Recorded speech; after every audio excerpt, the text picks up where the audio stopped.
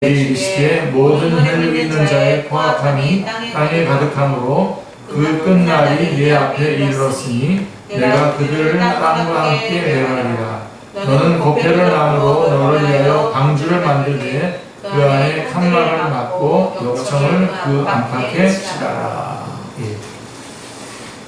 우리가 좀 지난 시간에 조금 시간이 흘렀는데 지난 시간에 하나님께서 왜 홍수 심판을 결정하셨는지에 대해서 우리가 배웠습니다. 하나님은 자신이 만드신 사람이 더는 사람이 아니라고 판단하셨습니다. 사람을 만들어 땅의 대리, 통치자로 세웠던 것을 후회하셨습니다. 하나님의 형상을 가진 사람으로 가득 채워야 할 땅을 악한 행위로 가득 채웠습니다. 폭력으로 가득 채웠습니다. 그게 6장 13절 말씀이고요. 악으로 가득 찬 세상, 폭력으로 가득 찬 세상을 상상할 수 있을까요? 영국의 철학자 토마스 홈스가 말했던 것처럼 그 시대에는 만인 대 만인의 투쟁이 실제적으로 그리고 일상적으로 일어나고 있었습니다. 사전을 보면 그 폭력이라고 하는 하마스라고 하는 폭력이란 남을 거칠고 사납게 제압할 때 쓰는 주먹이나 발 또는 몸뚱이 따위의 수단이나 힘을 말합니다. 넓은 의미로는 무기로 억누르는 힘을 말하기도 합니다. 이런 세상은 마치 상위 포식자가 하위 포식자를 잡아먹는 자연계의 먹이 사슬과 같이 더 힘센 사람이 힘이 약한 사람을 거칠고 사납게 제압하는 일이 일상적인 세상이었습니다. 자연계에서 상위 포식자는 배고플 때만 사냥을 해서 하위 포식자를 잡아먹는데 인간 세상에서는 그런 룰도 지켜지지 않았습니다. 폭력이 오락이요, 삶이요, 일상이 되었습니다. 국가가 있고 법이 있는 사회계약 관계 속에서 살아가는 오늘날의 사람들은 상상하기도 어려운 사회였습니다. 폭력의 결과는 피 흘림입니다. 폭력이 만연한 세상에서 땅은 피로 얼룩져 있었습니다.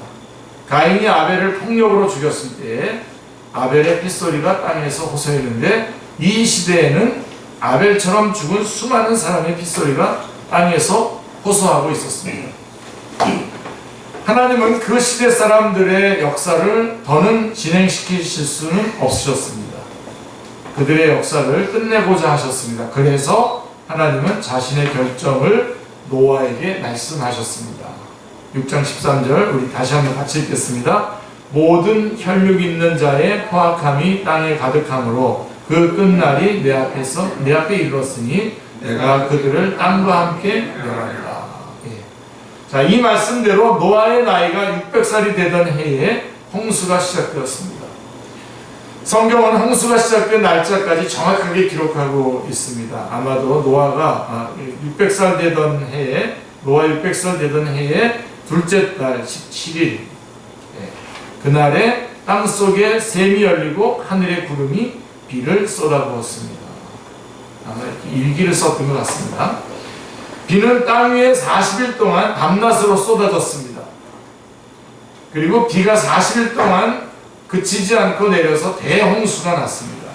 여기 17절 말씀이고요. 처음에는 계곡과 개울의 물들이 불어나서 마치 미친 듯이 흘러내렸습니다.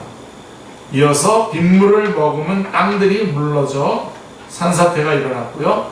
흙더미에 섞인 나무들이 거친 물결을 따라 떠내려갔습니다. 그러나 그것도 잠시 물이 점점 불어올라와 강물도 냇물도 흐르지 않고 사방이 온통 저수지처럼 변했습니다. 그래도 비는 그치지 않았습니다. 물이 땅 위에 너무 많이 불어나서 하늘 아래에 높은 산들이 잠기게 되었습니다. 그리고도 비가 더 내려서 산 꼭대기로부터 15큐빅, 즉 6.75m까지 수면이 올라갔습니다. 이제 세상 그 어떤 것도 물에 잠기지 않은 것이 없었습니다. 땅 위에서 움직이던 생물이 다 죽었습니다. 새와 가축과 들짐승과 땅에서 기던 모든 것과 사람들이 다 죽었습니다. 자, 육지에 있는 모든 것 가운데에 코로 숨을 쉬던 모든 생물이 다 죽었습니다. 그런데 그 가운데서 유일하게 살아남은 사람과 생물들이 있었습니다. 그들은 어떻게 살아남았을까요? 7장 23절 같이요. 지면의 모든 생물을 쓸어버리시니 곧 사람과 가축과 기는 것과 공중의 새까지나 이들은 땅에서 쓸어버림을 당하였으되 오직 노아와 그에 함께 방주해 있던 자들만 남았더라. 예. 노아와 그와 함께 방주에 있던 자들만 남았더라. 이렇게 성경은 말씀하고 있습니다. 이것이 노아 시대의 홍수의 결과에 대한 성경의 보고서입니다. 노아와 함께 방주 안에 있느냐 아니면 노아와 떨어져서 방주 밖에 있느냐라고 하는 것이 사람과 생물의 생과 사를 갈랐습니다. 자, 일반적으로 홍수는 자연재해로 여겨집니다. 하늘에서 비가 내리고 땅속의 샘에서 물이 솟아오르는 것은 자연현상 중에 하나입니다. 그러나 하나님은 이런 자연현상을 이용해서 노아 시대의 사람들을 심판하는 도구로 사용하셨습니다. 그러므로 노아 시대의 홍수는 자연재해가 아닙니다. 하나님의 심판입니다. 노아와 함께 방주 안에 있던 사람과 생물 외에는 코로 숨을 쉬는 생물 중에 하나님의 심판에서 살아남은 것은 하나도 없었습니다. 하나님의 심판에서 살아남는 길은 오직 노아와 함께 방주 안에 있는 길밖에는 없었습니다. 우리는 노아 시대의 홍수 심판에 대한 성경의 이야기를 읽으면서 어떤 생각을 하게 됩니까? 이 이야기를 통해서 어떤 교훈을 얻을 수 있습니까? 자, 먼저는 하나님은 사람의 행위를 보시고 심판하시는 분이심을 알게 됩니다. 다시 말하면 사람의 행위에는 반드시 하나님의 심판이 있다는 사실입니다. 노아 시대 사람들은 자신들이 보기에 좋은 대로 행하며 살았습니다. 자신들이 가진 힘과 권력을 사용하여 자신들이 마음에 드는 여자는 누구든지 아내로 삼았습니다. 자신의 힘과 권력을 사용하여 마음대로 폭행을 행사했습니다. 어느 누구도 이들의 폭력 행위를 중단시킬 수 없었습니다. 그들은 마치 하나님처럼 군림하며 세상을 살았습니다. 그러나 그들의 행위를 지켜보고 계신 분이 있으셨습니다.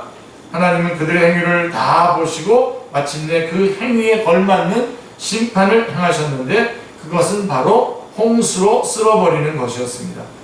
사람의 행위에는 반드시 하나님의 심판이 있습니다. 그 심판을 사람이 받기도 하고 예수님께서 대신 받아주시기도 하셨을 뿐이지 사람의 행위에는 반드시 하나님의 심판이 있습니다. 하나님은 사람의 행위에 대한 판단을 내리십니다.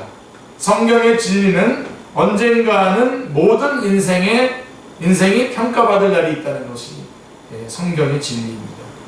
가인은 아벨을 죽인 행위에 대한 심판을 받았습니다. 노아 시대의 사람들은 폭력으로 땅을 더럽힌 행위에 대한 심판을 홍수로 받았습니다. 구약 성경에는 하나님께서 사람의 행위를 보시고 심판하시는 장면이 수없이 많이 나옵니다. 신약 성경에서 예수님은 달란트 비유를 통해 우리 인생의 전반에 대한 평가가 반드시 있을 것을 말씀하셨습니다. 그래서 주인이 돌아와서 회개하는 날이 있을 것을 말씀하셨습니다. 그러니까 회개한다는 것은 죄를 회개한다는 그 회개가 아니라 카운팅한다는 겁니다. 예수님은 제자들에게 그날이 잘하였다, 착하고 충성된 종아라고 하는 평가를 받는 사람이 되어야 한다고 말씀해 주셨습니다. 우리가 하나님을 믿는다는 것은 무엇입니까? 노아가 하나님과 함께 살았다는 뜻이 무엇입니까? 그것은 바로 하나님의 평가를 의식하며 살았다는 의미도 될 것입니다. 하나님의 평가를 항상 의식하며 살았다. 우리가 하나님을 믿는다라고 하는 것은 추상적인 일이 아닙니다. 내가 지금 행하고 있는 일들에 대한 평가자가 계시다는 것을 믿고 그분 앞에서 행동하는 것입니다. 그러므로 믿음은 행위와 밀접하게 관련되어 있습니다. 만약 어떤 사람이 나는 하나님을 믿어요, 나는 예수님을 믿어요 하면서 간음을 행하고 도둑질을 행하고 탐욕을 부린다면 그의 믿음은 가짜입니다. 예수님을 믿는다는 것은 하나님의 심판을 믿는 것입니다. 하나님의 심판을 믿기에 자신의 행위를 철저하게 반성하고 회개하는 것입니다. 피해자에게 용서를 구하는 자기 죽음의 길을 기꺼이 가는 것입니다. 믿음은 반드시 행위를 동반합니다. 이게 노아 홍수의 아주 중요한 메시지입니다. 반드시 행위에 따라서 심판한다. 그리고 믿음은 반드시 행위를 동반한다. 여러분, 우리가 행위로 구원받지는 않았죠. 우리는 우리의 행위로. 그렇지만 우리를 대신해서 모든 율법의 요구를, 행위를 다 행하신 예수님의 이루어 놓으신 그 의를, 획득하신 의를 우리가 믿음으로 우리 것으로 받아들여서 우리가 구원을 받은 걸 보면 우리의 행위도 받아들여진 겁니다. 그래서 노아가 하나님을 믿었기 때문에 노아는 하나님과 동행하는 삶을 살았습니다.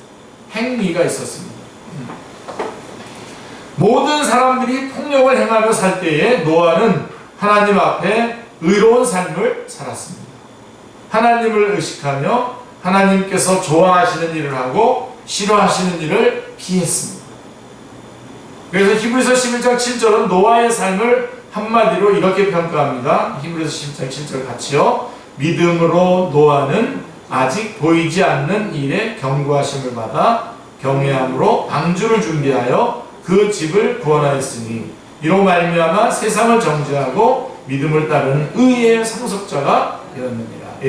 노아의 믿음은 행위와 밀접한 관련이 있었습니다. 그가 하나님을 믿었기 때문에 노아는 주변의 모든 사람과는 달리 행동했습니다. 하나님을 믿으면 폭력적으로 살 수 없습니다. 악을 밥 먹듯이 행하며 살 수 없습니다. 하나님이 우리의 행위를 낱낱이 보시고 심판하신다는 것을 믿기 때문입니다. 그러니 하나님의 심판을 믿는 사람과 믿지 않는 사람은 그 삶의 행위가 다를 수밖에 없습니다. 성경은 말합니다. 한 번 죽는 것은 사람에게 정하신 것이요 그 후에는 심판이 있으리니. 히브리서 9장 27절에 말씀하고 있습니다. 고린도후서 5장 10절도 이렇게 말씀합니다. 이는 우리가 다 반드시 그리스도의 심판대 앞에 나타나게 되어 각각 선악간에 그 몸으로 행한 대로 행한 것을 따라 받으려 함이라 라고 말씀하고 있습니다. 우리는 하나님의 심판이 반드시 있음을 믿어야 합니다. 우리의 행위에 대해 판단하시는 분이 있고 우리가 판단받는 날이 있음을 믿어야 합니다. 그래서 우리의 행위가 반드시 심판을 받는다. 그리고 우리의 믿음은 행위를 동반한다 라고 하는 것을 말씀을 드렸고요. 그 다음에 다음으로 하나님은 심판을 피할 길을 제시해 주십니다. 여기에 이제 이 노아의 홍수 심판을 또 다른 차원에서 하나님의 은혜의 역사로 보는 것이 바로 이것 때문입니다. 하나님은 노아에게 하나님의 심판을 경고해 주셨습니다. 그리고 구체적으로 그 심판을 피할 길을 알려주셨습니다. 자, 6장 14절 다시 한번 같이 읽겠습니다. 너는 고페르 나무로 너를 위하여 방주를 만들되 그 안에 칸들을 막고 역청을 그 안팎에 치어라. 얼마나 감사합니까? 여러분 기억나시죠? 하나님께서는 십계명을 주시면서 또 동시에 모두 줬죠? 성막 설계도도 주셨죠? 십계명만 주시면 우리 그 십계명 다 지키지 못합니다. 그래서 다 그냥 그 십계명의 그 요구에 따라서 그렇게 하지 못했기 때문에 다 결과적으로 다 망할 수밖에 없었지만 하나님께서는 십계명과 더불어서 성막 설계도도 주심으로써 성막에서 하는 일이 뭡니까? 죄를 범한 그 죄를 용서해 주는 그런 그 제사가 있는 곳 아닙니까? 그렇죠? 그래서 주님께서는 이러한 심판과 더불어서 또 살 길을 주셨어요. 그래서 어떻게 하라고요? 고페르 나무로 너를 위하여 방주를 만들라고 말씀하고 있습니다. 하나님은 노아에게 방주를 만들라고 하시고 그 방주의 길이, 넓이, 높이와 함께 설계도를 구체적으로 제시해 주셨습니다. 그게 6장 15절 16절 말씀이고요. 그리고 6장 18절에서 노아와 언약을 세우셨습니다. 베리트라고 하는 건데요. 언약을 세우셨습니다. 하나님의 언약은 방주로 들어가는 모든 사람과 생물을 살게 하겠다는 것이었습니다. 언약은 약속입니다. 하나님이 먼저 노아에게 사람과 생물이 살 수 있는 방법을 말씀해 주시고 그 방법대로 하면 반드시 살게 될 것을 약속해 주셨습니다. 노아는 하나님의 약속의 말씀을 믿고 방주를 완성했습니다. 그러자 하나님은 방주로 들어가라고 하셨습니다.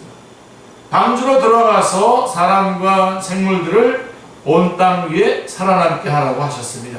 그게 7장 1절부터 3절까지의 말씀이고요. 그때에 하나님께서 노아에게 이렇게 말씀하셨습니다.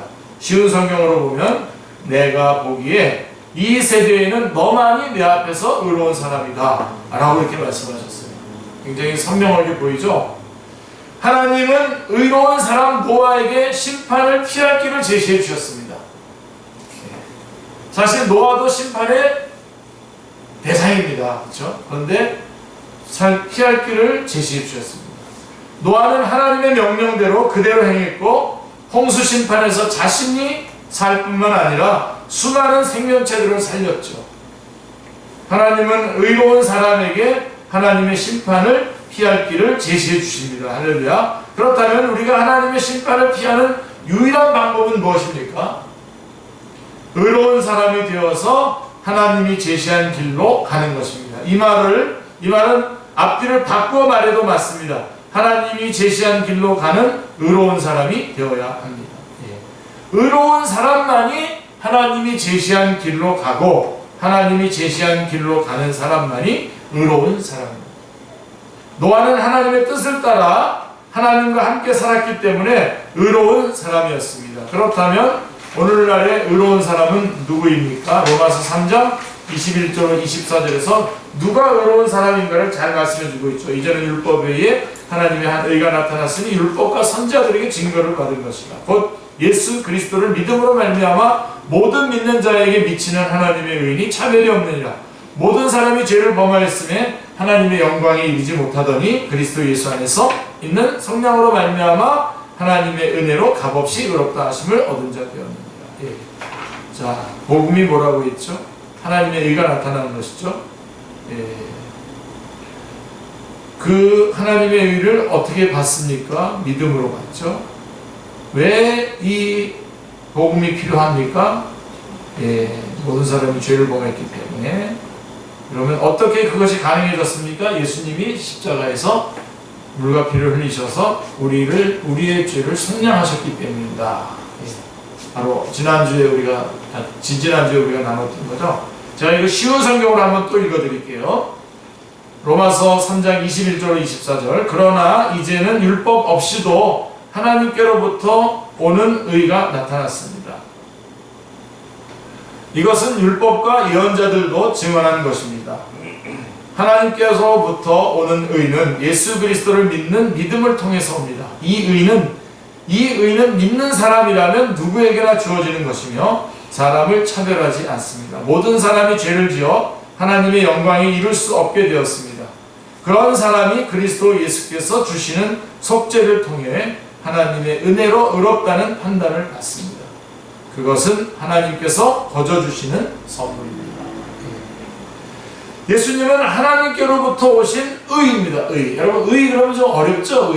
의라고 하는 것은 하나님과의 바른 관계를 말하는 것입니다. Right relationship is God. 하나님과 바른 관계를 맺는 거거든요. 다시 말해서 처음으로 여러분 좀 창세기 앞으로 돌아가 보면은 하나님께서 선악을 알게 하는 나무를 먹지 마라. 먹는 날에는 반드시 죽으리라 했기 때문에 안 먹으면 어떻게 됩니까? 우리가 그래서 안 먹었어요. 그러면 우리에게 의의가 생기는 겁니다. 하나님과 우리 사이에 의의가 생기는 거예요. 올바른 관계가 형성되는 거죠.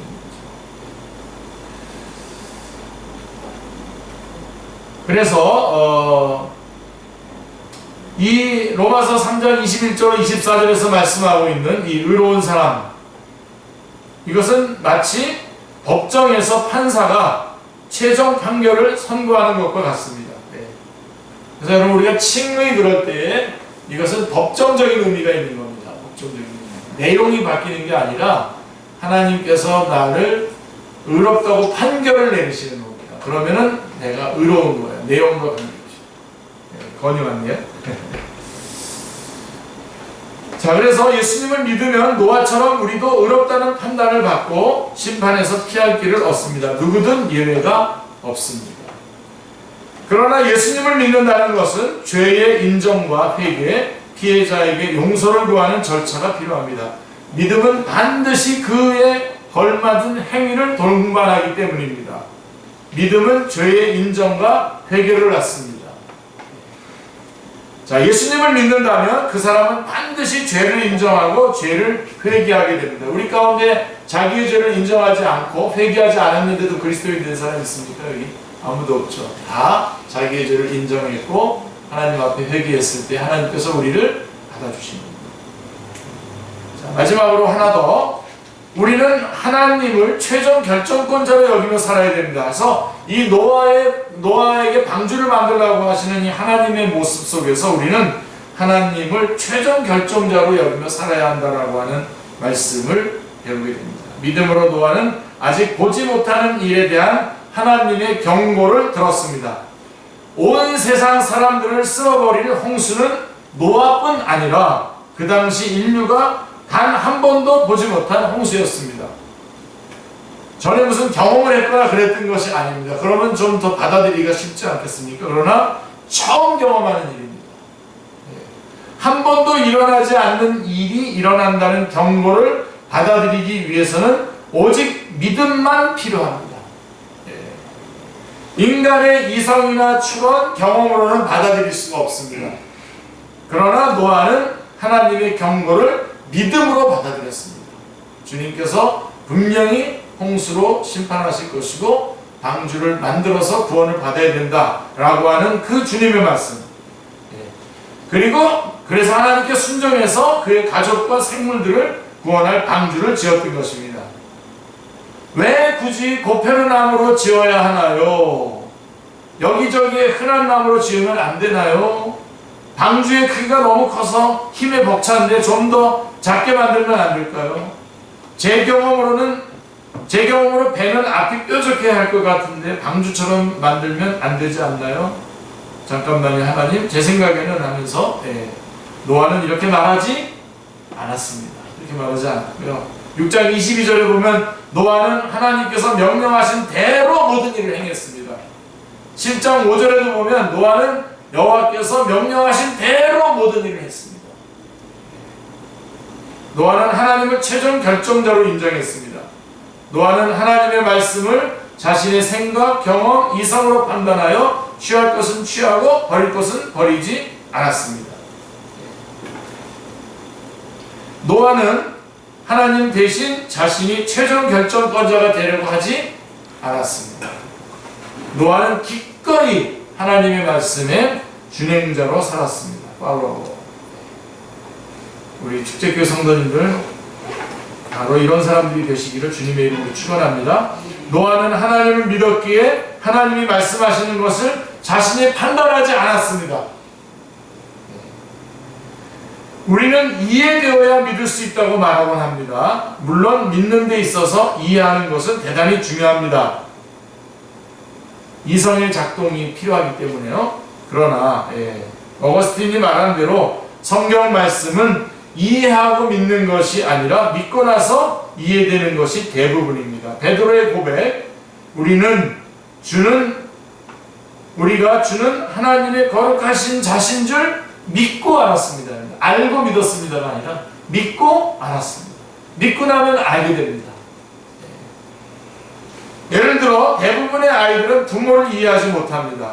왜 학교 앞에 가게에서 군것질을 하지 말라고 한다든지, 왜 나쁜 친구와 어울리지 말라고 하는지, 왜 게임을 그만하고 일찍 자라고 하는지 이해하지 못하죠. 그러나 이런 아이들이 커서 어른이 되면, 철이 들면 부모를 이해하게 됩니다. 부모가 보는 세상과 어린아이가 보는 세상이 이렇게 다른데 하물며 하나님이 보는 것과 우리의 보는 것은 얼마나 다르겠습니까? 하나님은 우리의 인생이 1년, 2년, 10년, 20년만 보시는 것이 아니라 태에서 지음받기 전부터 전 인생과 영원까지 보시는 분이십니다. 아멘. 우리가 하나님의 말씀을 다 이해한다는 것은 불가능합니다. 그래서 우리는 믿음으로 받아들입니다. 우리는 하나님이 최종 결정자이심을 믿고 그분의 결정이 항상 선하심을 믿고 그 말씀에 순종하는 준행자가 되어야 됩니다. 사실 이렇게 하나님을 철저히 믿고 살아가는 사람은 참 행복한 사람입니다. 여유가 있는 사람입니다. 그게 최고의 행복입니다. 왜? 하나님을 믿는 거지 않습니까? 전문가를 믿는 거죠. 혹시 제가 여러분 기타 연주와 관련돼서 이렇게 뭐 가타부타 뭐 말을 한다든가 평론을 한다든가 그런 거 혹시 보셨습니까? 저 안 합니다. 왜냐면 제가 전문가가 아니에요. 근데 그렇지만 전문가들이 하는 말에는 저는 완전히 신뢰를 다 보냅니다. 다 그대로 믿습니다. 우리 하나님은 정말로 전문가시고요. 전문가실 뿐만 아니라 최종 결정자이십니다. 그래서 취사 선택해서 말씀을 듣는 것이 아니라 노아처럼 모든 말씀을 듣고 순종해야 됩니다. 믿음으로 노아는 아직 보지 못하는 일에 대한 하나님의 경고를 들었습니다. 그는 하나님께 순종해서 그의 가족을 구원할 방주를 지었습니다. 방주를 짓는 동안 세상이 잘못되어 가고 있음을 세상에 알렸습니다. 하나님의 심판이 있음을 전했습니다. 우리도 노아처럼 아직 보지 못하는 일에 대한 하나님의 경고를 받았습니다. 히브리서 9장 17절 한 번 죽는 것은 사람에게 정하신 것이요 그 외에는 심판이 있다 등등. 고린도후서 5장 10절 베드로후서 3장 3절로 14절에 쭉 하나님의 일, 우리가 아직 보지 못한 일, 노아처럼 아직 보지 못한 일에 대한 하나님의 경고. 이런 경고들을 우리는 받아가지고 있습니다. 우리도 노아처럼 방주를 지어야 할까요? 아닙니다. 우리에게는 누가 있습니까? 하나님이 이미 예비해 주신 구원의 방주 되시는 누가 계십니까? 예수님이 계십니다. 우리는 예수님을 믿고 믿음에 합당한 삶을 살아야 합니다. 그것이 하나님의 심판을 피하는 유일한 길입니다. 하나님 앞에서 진실되게 죄를 인정하고 회개하며 하나님의 최종 결정권자로 모시고 말씀의 준행자로 산 모든 사람들에게 하나님은 잘하였다, 착하고 충성된 종아 평가해 주실 것입니다. 아멘. 그래서 우리가 창세기 6장 13절부터 7장 24절까지의 말씀 다시 한번 점검해 보았습니다. 하나님 앞에서 하나님을 결정권자로, 최종 결정권자로 믿고 하나님을 신뢰하고 하나님의 말씀의 뜻에 따라서 말씀에 순종하는 삶, 준행하는 삶을 살아가시는 축제의 모든 식구들, 성령님께서 여러분 안에서 역사해 주시기를 주님의 이름으로 축원합니다. 기도하겠습니다. 하나님 아버지 감사합니다. 오늘도 귀한 말씀 속에서 살아계신 주님의 음성을 들을 수 있게 해주셔서 감사합니다.